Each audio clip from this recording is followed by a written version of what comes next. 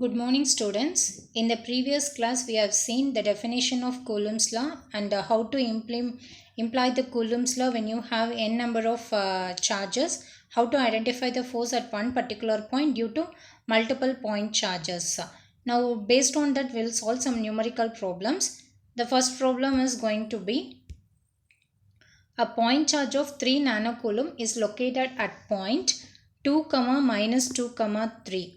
Find the force on another point charge of 2 nanocoulomb at point 3, 3, 4 using vector point method. Express force in terms of rectangular component. Rectangular component is nothing but Cartesian system and as a magnitude and unit vector. So here first, as soon as we read the problem, we have to convert the problem into a diagram. First here what they had given over here, 2 point charges. The first point charge is going to be 3 nanocoulomb and the second point charge is going to be 2 nanocoulomb. The first point charge where they have kept, the first point charge is located at 2, minus 2, 3. So 2, minus 2, 3 is the first point charge. And the second point charge is placed at 3, 3, 4. So this is going to be the diagram. Now where we need to identify the force from the problem, it is given that find the force on another point charge of 2 nanocoulomb. So we need to identify the force on 2 nanocoulomb. So at this point you have to identify the force.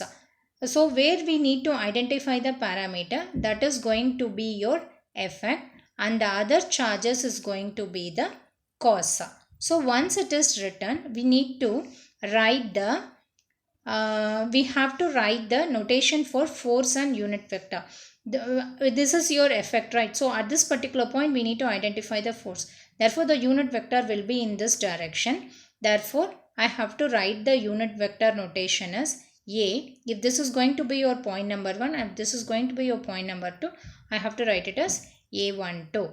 Therefore the force experienced is also written as F12, which is equal to Q1, that is the magnitude of charge available at point 1 multiplied by magnitude of charge available at point 2 divided by 4 pi epsilon. The distance between point 1 and 2 can be written as R1p vector.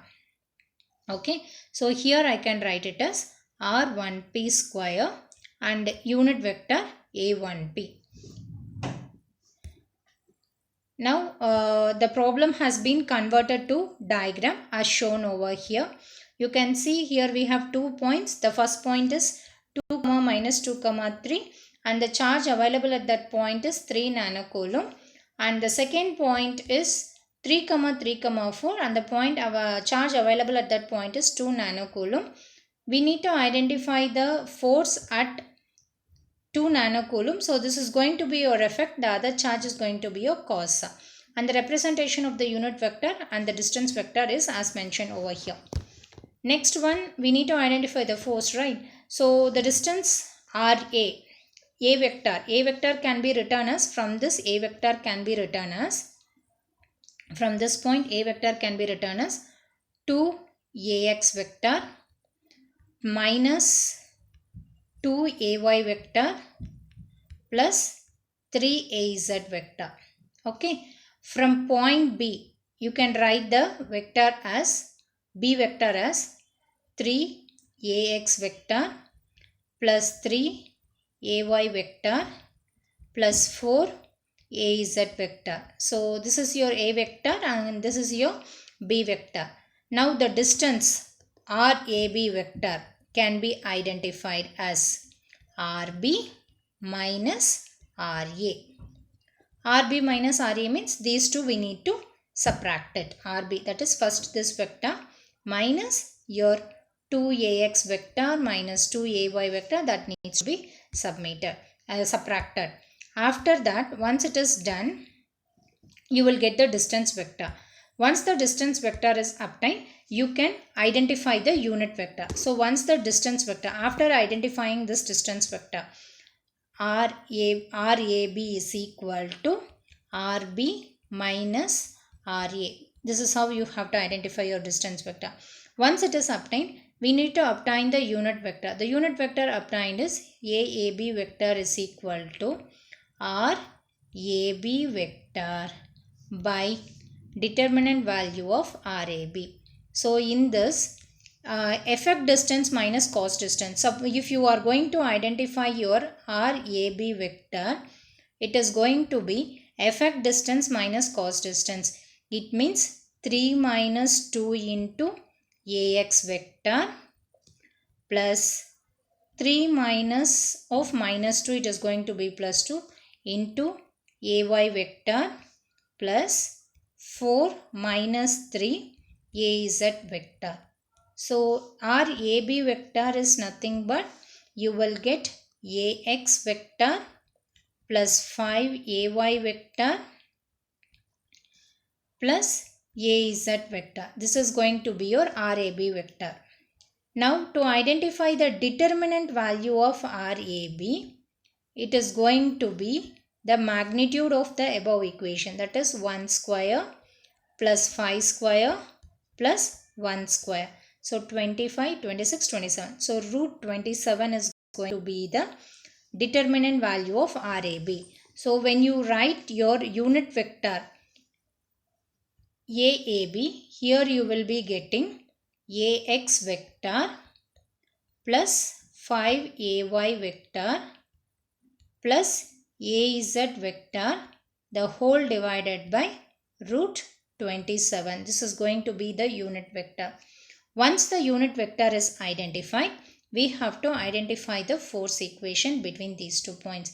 The force equation between these 2 points can be written as FAB vector, which is nothing but charge available at point A and the charge available at point B divided by 4 pi epsilon, the distance between RAB square into your, this is your dot product or AAB vector.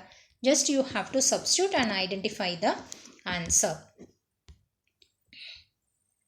So after that you have identified what is your RAB vector.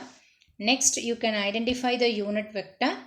The unit vector is also identified. Then force FAB is equal to QA. The respective values if you substitute, you will be getting the magnitude of the forces 2 nanonewton.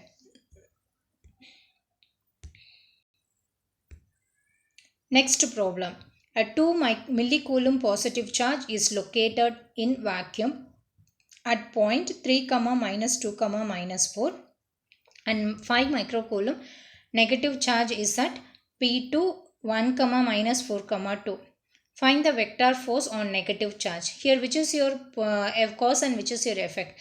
Where we are asking to identify the vector force on negative charge. Vector force on negative charge. So the vector force on negative charge means if this is going to be your point 1, this is going to be your point 2. What is the charge available at point 1? Is located in vacuum and 2 millicoulomb. So at point 1 the charge available is 2 millicoulomb and a 5 microcoulomb negative charge. So the charge available at point 2 is going to be minus 5 microcoulomb. The ordinates are given as point 1 ordinate is going to be 3, minus 2, minus 4 and the ordinate of point 2 is going to be 1, minus 4, 2. So between this I need to identify the force. The representation here, which is your cause and which is your effect, in the sense at this point we need to identify the force, magnitude of the force. Now this is going to be your effect and this is going to be the cause. So for this, once the problem is read, you have to convert it into the diagram as shown over here. This is the diagram.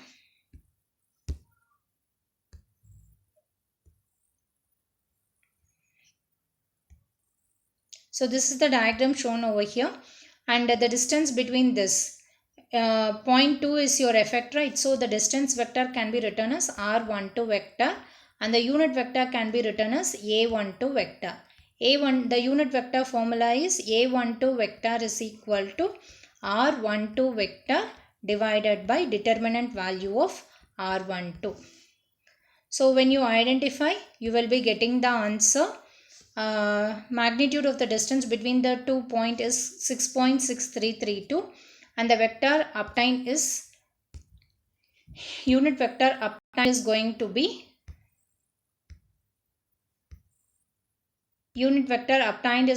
be R12 vector divided by determinant value. So the unit vector obtained is minus 2ax. The unit vector obtained is minus 2ax minus 2ay plus 6az divided by 6.6332.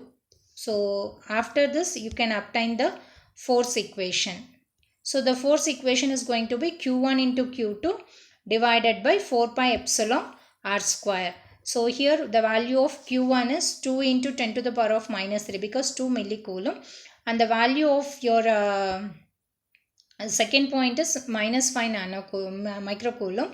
This 9 into 10 to the power of minus 9, how we have got obtained in the sense 1 divided by 4 pi epsilon. If you substitute, that is 1 divided by 4 pi in the place of epsilon naught into epsilon r. Epsilon naught is nothing but 8.854 into 10 to the power of minus 12. Since in the problem it is given as vacuum, epsilon r will be assumed to be 1 because in air or vacuum epsilon r is equal to 1. So after substituting we will be getting 9 into 10 to the power of 9. Substitute the values to obtain the answer, vector force acting on the negative charge. Now the second subdivision what they had given is magnitude of the force on charge at point P1. So at this particular point, what is the magnitude of the force we need to obtain? We know that the distance between these two. So when you are supposed to identify the magnitude of force at charge P1 in the sense, this will be your effect and this is going to be the cause. And here the direction will be changing. And hence the force obtained, magnitude of the force obtained is minus 2.045 Newton. Thank you students.